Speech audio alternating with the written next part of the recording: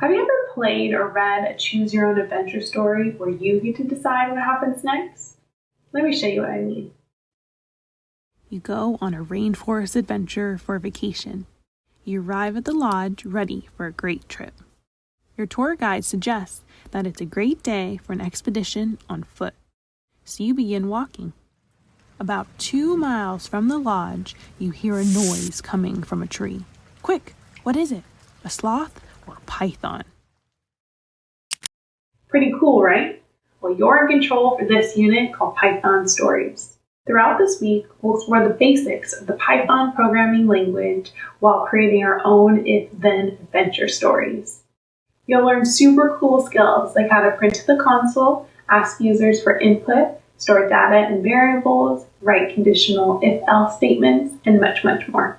By the end of the week, we will have a gallery walk-style presentation where we will test out all of the stories you've created. Your programming journey has just begun.